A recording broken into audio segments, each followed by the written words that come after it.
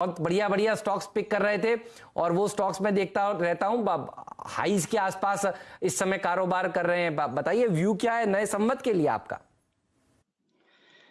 View तो ऐसा ही है कि आप ये समझिए कि ये जब जो भी हुआ ये बड़ा आश्चर्यजनक हुआ।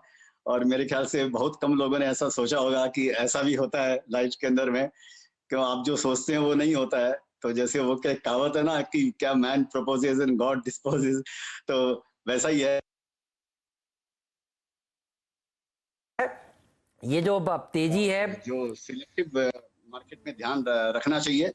और हो सकता है गड़बड़ मार्केट में रहेगी वो, जैसे वो कार्डियोग्राम के जैसे है, जब तक ऊपर नीचे होता रहता है तब तक वो जिंदा है। तो वो चलता रहेगा, लेकिन लग रहा है कि जैसे शायद ये कारवां यूं ही चलता रहेगा, ऐसा आभास होता है। लेकिन ऑफ कोर्स हर समय फिर भी मार्केट एक ऐसी जगह है कि एक रिस्की बिजनेस है। तो आपको हर समय यहाँ पर संयम बरतना चाहिए और कॉशियस रहना चाहिए। और और मेरे ख्याल से अच्छे शेयरों में अगर आप अगर निवेश करेंगे तो शायद धोखा नहीं होएगा। अच्छे शेयर चुनिए। स्टॉक पिकर्स का मार्केट हमेशा से रहा है। और देखिए विजय केडिया साहब की मुस्कुराहट के बाद अब देखिए बैंक निफ्टी में और तेजी देखने को मिल रही है। 40 पॉइंट मुश्किल से ऊपर था, अब 150 पॉइंट ऊपर और 12,200 के ऊपर इस समय निफ्टी। आज और कल से हम सुबह से यही दिखा रहे हैं कि हम ऑल टाइम हाई से कितने दूर हैं और धीरे धीरे करके देखिए हम उसके करीब पहुंचते जा रहे हैं। 12,430 का स्तर अब ज्यादा दूर नहीं है। डॉक्टर साहब एक बार वो काउंटडाउन वापस से दिखाइए। केडिया साहब, आपको लग रहा है दिवाली से पहले भी ये स्तर आ सकता है? आई नो आप स्तरों पर ज्यादा बात नहीं करते, लेकिन फीलिंग क्या आ रही है अंदर से? देखिए, इसका जरा बोलना मुश्किल है, उसके लिए एक एस्ट्रोलॉजर की जरूरत पड़ेगी। और लेकिन मैं आपको दूसरा जवाब देता हूं कि मैं इस तरह से मेरे इन्वेस्टमेंट को मैं इस तरह से नहीं सोचता हूं और इंडेक्स को मैं फॉलो भी नहीं करता हूं। ये भी मैं कई बार कह चुका हूं आपके भी चैनल पे कि मैं इंडेक्स को फॉलो नहीं करता हूं। और इंडेक्स जो है वो एक डिफरेंट है। ठीक है, इंडेक्स जो आता है तो वो एक उल्लास का माहौल जरूर लेकर आता है। और जहां तक ऑल टाइम हाई की बात है, ये तो अब अपनी एज के जैसे है, ये रोज ऑल टाइम हाई पे जाती है ना जैसे अपनी एज। तो अभी तो इंडेक्स उसी प्रमाण चढ़ा हुआ है। तो मालूम नहीं दिवाली पे होगा या बाद में होगा। और लेकिन ठीक है, ऑल टाइम हाई नहीं भी हो और कई शेयर्स ऐसे हैं जो ऑल टाइम हाई पे हैं, तो वो ज्यादा खुशी की बात है। अगर इंडेक्स बढ़े और अपना शेयर नहीं बढ़े तो कोई मतलब नहीं है। तो ये है मेरा सोचना। केडिया साहब, ये बताइए, ये 12,400 उसके बाद 7,500 और फिर 12,400। हालांकि आपने बखूबी कहा कि आप इंडेक्स को फॉलो नहीं करते हैं, लेकिन इस पूरे दौर में अगर आप देखें जो अर्निंग सपोर्ट्स मिला हमको, चाहे वो बैंकिंग हो, चाहे वो मिड कैप हो, चाहे वो लार्ज कैप में आईटी हो, चाहे फार्मा हो, उसने आपको कितना सरप्राइज किया? और उसी अर्निंग्स के आधार पर जो चीज़ आपकी इस वक्त फेवरेट है वो क्या है सर? देखिए, मैं आपको बताता हूँ, पहले सरप्राइज की बात करता हूँ तो इसने मेरे को पूरा सरप्राइज किया। अगर आप मेरे को पूछते ये 9,000 7,500 हुआ, उसने भी सरप्राइज किया। और जब वापस 9,000 10,000 हुआ, अगर आप उसमें मेरे को बोलते कि 12,000 हो जाएगा तो मैं आपकी बातों से अग्री नहीं करता, मैं मानता नहीं। लेकिन ये एक दूसरा मुद्दा है, क्योंकि इंडेक्स हमेशा ही सरप्राइज करता है अपने को, स्टॉक मार्केट ऑलवेज सरप्राइज करता है। मैं एक बात ये जरूर बोलना चाहूंगा कि आप ये सोचिए कि 12,500 का इंडेक्स 7,500 होता है और 8 महीने में वापस 12,000 के स्तर पे आता है। तो अगर हम कोविड वोविड को एक बार भूल जाएं, क्योंकि उसका उत्तर किसी के पास नहीं है, मेरे पास तो है ही नहीं, मैं तो कुछ भी नहीं हूं, लोगों के पास, बड़े बड़े डॉक्टरों के पास में है और बड़े बड़े कंट्री के प्रेसिडेंट्स के पास में, इकोनॉमिस्ट के पास में, या समझिए डॉक्टरों के पास में उसका उत्तर नहीं है। लेकिन आप ये सोचिए कि एक पेशेंट है जो इतना भागता है, दौड़ता है, 12,000 के इंडेक्स पे है, अचानक उसको कुछ प्रॉब्लम होती है और वो 7,500 पे आता है, वो आईसीयू में पहुंच जाता है, लगता है कि दुनिया खत्म हो गई है। 6 महीने में वो रिकवर करके वापस 12,000 पे आता है। ये अपने आप में एक कहानी बता रहा है साहब। मैं आपको ये बोलना चाह रहा हूँ कि चाहे मैं इंडेक्स को फॉलो नहीं करता हूँ, इन द सेंस मेरे जो इन्वेस्टमेंट उसके साथ इंटीग्रेट नहीं करता हूँ कि इंडेक्स बढ़ेगा तो मैं लूंगा, इंडेक्स घटेगा तो मैं नहीं लूंगा, वो मैं नहीं करता हूँ। फॉलो जरूर करता हूँ, वॉच जरूर करता हूँ इंडेक्स के अंदर। ये अपने आप को एक बहुत बड़ी कहानी बताता है कि 12 का 7.5 और 7.5 का 12.5 वापस, या 12, और वो भी 6 महीने के अंदर में। ये आने वाले फ्यूचर की एक बड़ी कहानी बताता है। सेम ऐसा का ऐसा 2008 में रिपीट हुआ था। इंडेक्स जो क्रैश हुआ था, मेरे को निफ्टी का नहीं मालूम है, बीएसई का बताता हूँ, 21,000 का इंडेक्स था जो घट के 7,700 800 कुछ हो गया था। 9 महीने में, और वो 3 महीने में रिकवर करके वापस 15,000 के लेवल पे आ गया था। माने उसने जो फास्ट रिकवरी की और उसके बाद में वो 12-13,000 के नीचे भी गया ही नहीं। तो मेरे को लगता है ये आइडेंटिकल कुछ ऐसा मूव है, और ये अपने आप में एक बड़ी कहानी बताता है। अभी चूंकि कोविड का माहौल है और मार्केट भी ऐसा गर्म है, तो ज्यादा उत्तेजना से बातें करने में थोड़ा सा डर लगता है। लेकिन इसको आप समझने का चेष्टा कीजिए, या आपके दर्शक समझने का चेष्टा करें कि ये अपने आप में क्या एक बल या स्ट्रांगनेस अपने आप में बता रहा है। बहुत सही सर, आपने बहुत बढ़िया बात कही। और सही है, ऑल टाइम हाइस के आसपास अब आप थोड़ा बुलिश साउंड नहीं करना चाहते, विच इज़ वेरी गुड। और आप हमारे दर्शकों का ख्याल रखते हैं, इसीलिए आप इस तरह की बात कर रहे हैं। लेकिन ये सर यही बताता है कि भारत की स्टोरी बहुत ब्राइट है। FIIs का पैसा आ रहा है, FDI निवेश आ रहा है, GST के आंकड़े सुधर रहे हैं। ये बताइए, अब यहाँ से छोटी अवधि नहीं, थोड़ी लंबी अवधि की और बात करते हैं। जो लोग अभी भी इस बस को मिस कर गए, बहुत सारे लोग हैं जो इस बस को मिस कर गए होंगे, आई एम श्योर। और कई लोगों के समझ में नहीं आया कि इतनी जल्दी रिकवरी आ जाएगी। उनको क्या करना चाहिए? डिप का इंतजार करना चाहिए या धीरे धीरे करके निवेश करना शुरू कर देना चाहिए? स्टॉक स्पेसिफिक जैसा कि आप करते हैं वो कर देना चाहिए? देखिए, मेरे को ऐसे लगता है साहब कि स्टॉक स्पेसिफिक जो अप्रोच है ना, वो उसके जो फूल है वो हर समय खिलते रहते हैं। वो खाली ऐसा नहीं होता कि बसंत में ही वो वैसे फूल खिलते हैं। और तो वो अगर समझिए, मैं अगर आप अपनी अगर बात करूं, तो मैं वैसे फुली इन्वेस्टेड हूं, लेकिन मैं अपने पोर्टफोलियो को रिशफल करते रहता हूं। तो मेरे को कोई दिक्कत नहीं हुई है कि अगर मेरे को आज भी कोई शेयर खरीदना हो, क्योंकि मैंने जैसे बताया मैं इंडेक्स से उनको इंटीग्रेट नहीं करता हूं। तो मेरे को अगर कोई शेयर अगर अच्छा लगेगा या लगता है, तो मैं आज भी उसको खरीदने के लिए तैयार हूं। लेकिन ये जरूर समझना चाहिए कि मार्केट अगर इंडेक्स यहाँ से अगर गिरता है, तो वो शेयर भी आपके गिरेंगे। आपको 100% अगर आपको समझिए किसी भी शेयर्स पे फेथ हो कि ये बहुत अच्छा है, सस्ती बाइंग है, बहुत सुंदर शेयर है, बहुत अच्छा शेयर है, स्ट्रांग है, लॉन्ग टर्म बाइंग है, फिर भी वो शेयर आपको 10-15%, 20% मार्केट के हिसाब से कभी भी आपको वो गिर सकता है। तो वो एक मेंटालिटी आपको रखना चाहिए शेयर बाजार में, और ये हमेशा के लिए लागू हुई है। आज की स्थिति में नहीं, हर स्थिति में ये फॉर्मूला लागू होता है। तो आपको तैयारी रखनी चाहिए उस चीजों की कि आपको हो सकता है नीचे भाव देखना पड़े। तो मैं सिलेक्टिवली, वेरी सिलेक्टिवली मैं आज भी शेयर्स खरीदने के लिए मैं उत्सुक हूँ। ऐसा मैं बता सकता हूँ मेरे अपने लिए। ओके सर, ये जिस शब्द का इस्तेमाल किया आपने, सिलेक्टिवली, वेरी सिलेक्टिवली, उस सिलेक्टिवली जो सिलेक्शन की प्रोसेस है, उसमें सर बैंकिंग कहाँ खड़ा है सर इस वक्त? क्योंकि हमने देखा जो मार्च में दुर्घटना हुई थी, उसमें सबसे बड़ा डैमेज बैंकिंग पे भी पड़ा था। कुछ शेयरों के तो भाव ऐसे हो गए थे कि बिलीव नहीं हो पा रहा था आपको। बैंकिंग को कहाँ प्लेस करेंगे आप एग्जैक्टली इस वक्त? देखिए, मैं अभी बैंक के कोई शेयर को अभी तक मैंने लिया नहीं है, और मैं उनको फॉलो जरूर करता हूँ।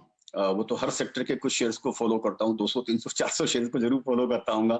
बाकी 5,000-5,500 शेयर को मैं ध्यान भी नहीं देता हूँ। तो बैंकिंग का जहां तक सवाल है कि मैंने अभी तक बैंक में काम नहीं किया है, और क्योंकि उसका सिंपल मैं पता, हो सकता है मैं इसमें रॉन्ग भी हो जाऊं, बैंक के शेयर बढ़ भी जाएंगे, बढ़ भी सकते हैं, क्योंकि वो अंडर ओन्ड भी है और बहुत सस्ते भाव में भी है। और लेकिन मेरे को पर्सनली, मेरी बुद्धि में अभी उनको समझने की क्लैरिटी नहीं है कि ये क्या होगा 6 महीने बाद, 8 महीने बाद, ये मॉरिटोरियम जब हटेंगे, या इंटरेस्ट, जो कई चीजें उसके अंदर में है। तो मार्केट में बहुत सारी चीजें हैं सर। अगर आपको दाल अच्छी नहीं लगती है तो आप भिंडी खाइए, तोरू खाइए, आप पनीर खाइए।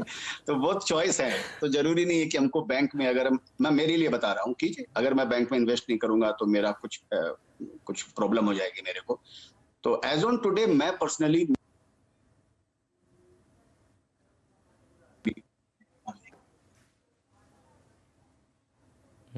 कुछ दिक्कत आ रही है सर आपके ऑडियो के साथ। ये मुझे लेकिन केडिया साहब की बहुत बढ़िया बात लगी। कुछ को दाल पसंद होती है, कुछ को बिल्कुल पसंद नहीं होती है, कुछ को कड़ी पसंद होती है, या दूसरी सब्जी पसंद होती है। ये बहुत बढ़िया बात लगी सर। आप अपना स्टेटमेंट पूरा करिए। मेरे ख्याल में अब ऑडियो दुरुस्त हो गया, हमारे डॉक्टर साहब बता रहे हैं। आपको क्या चीज़ पसंद है ये तो बताइए सर, क्योंकि मुझे याद है बीच में आपको मिड कैप IT में रैमको सिस्टम्स पसंद आया था। क्या नतीजे दिए उस स्टॉक ने? मेरे ख्याल में 100 रुपए के आसपास वाला स्टॉक एक बार दिखाइएगा डॉक्टर साहब प्लीज। पैसा क्या शानदार बना। आजकल आपको कौन सी चीज पसंद आ रही है? कौन, अगर आप नाम नहीं लेना चाहते तो कम से कम वो स्टोरी बताइए जो आपको अच्छी लग रही है। अच्छा, मैं सुनाई दे रहा है? जी सर, बिल्कुल आ रही है आवाज आपकी अब। आ रही।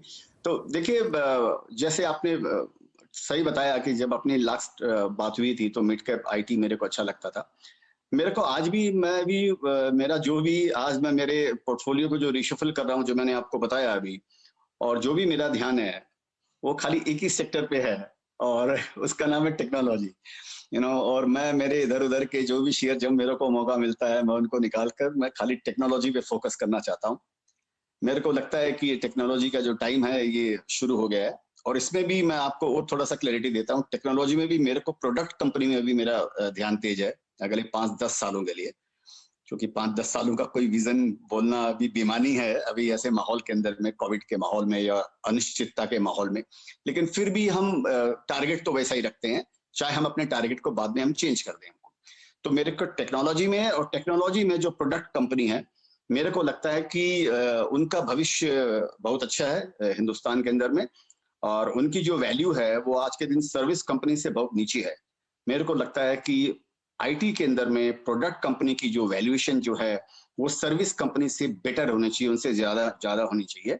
तो मेरा फोकस, जैसे आपने रामको का नाम लिया, वो उसी कैटेगरी में आता है। ऐसे बहुत सारी कंपनियां हैं, तो मेरा उस पर ध्यान है अगले सर आपने 5 सालों के लिए। मैं पूछने ही वाला था कि ये स्पेस आपको अभी भी अट्रैक्टिव लग रही है या नहीं लग रही है, क्योंकि अब बीच में यूएस के इलेक्शंस आए और उसके बाद अब सब लोग फिर से यही कहने लगे कि देखिए इलेक्शंस तो आए हैं, अगर जो बाइडेन साहब भी आते हैं तो भी आईटी सेक्टर के लिए तो बढ़िया दिन ही रहने वाले हैं। अच्छा, क्या चीज आपको बिल्कुल नहीं पसंद है? कुछ लोगों को लौकी वॉकी बिल्कुल पसंद नहीं होती है, कहते हैं ये तो कुछ भी करो, पैसा भी दो तो भी नहीं खाएंगे। क्या चीज आपको बिल्कुल अच्छी नहीं लगती इस बाजार में, ये भी बताइए प्लीज।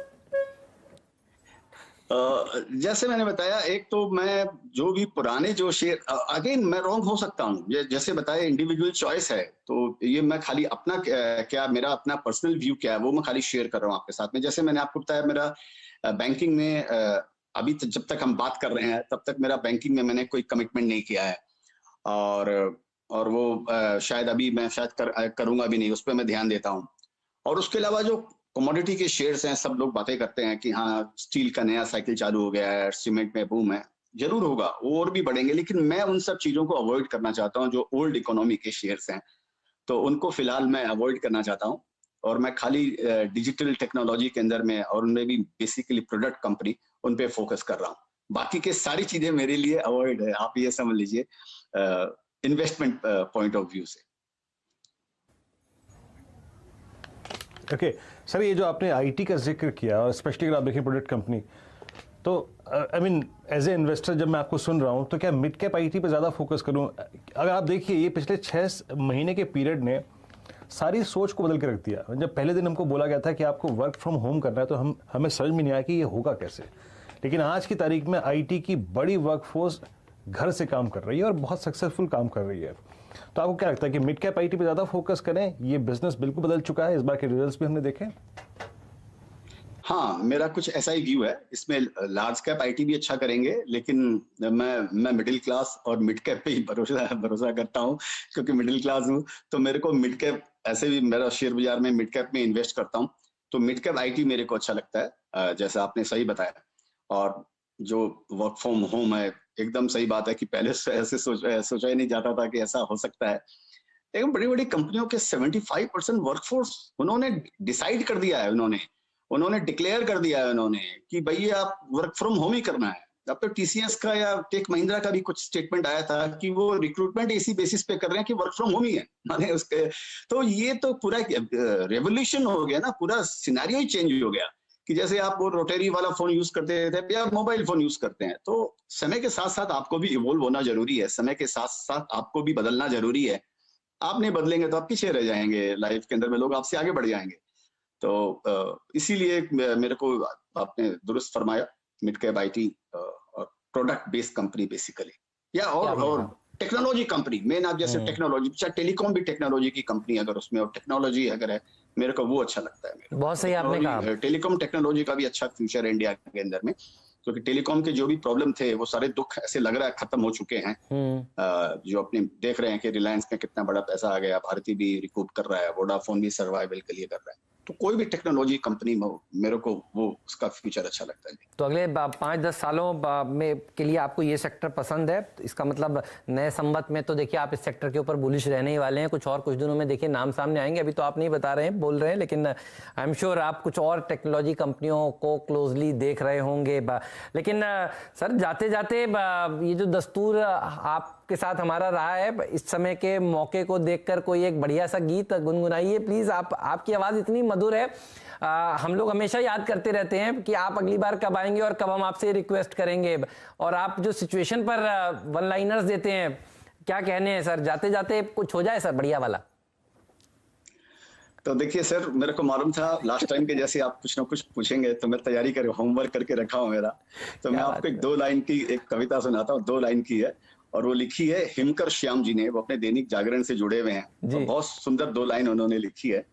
ज्योति पर्व के दिन मिले, ज्योति पर्व के दिन मिले, कुछ ऐसा वरदान, खुशियां बरसे हर तरफ, सबका हो कल्याण। वाह, सबका हो कल्याण। वाह, क्या बात है। दिवाली का सर्वे भवंतु सुखिना, सबका कल्याण हो, सब सुखी रहें। बहुत बहुत शुक्रिया सर, आपको हमारी तरफ से एक बार फिर से दीपावली की ढेरों ढेरों शुभकामनाएं। Thanks a lot. फिर से आपसे मुलाकात होगी जल्द और आपका मुस्कुराता चेहरा हम फिर से देखेंगे। Thanks a lot. चलिए, तो केडिया साहब कहते हुए स्टॉक स्पेसिफिक अप्रोच रखिए और इंडेक्स को ना देखकर स्टॉक्स को देखिए। सेक्टर जो उनको पसंद आता है वो है mid cap IT product side वाली कंपनी।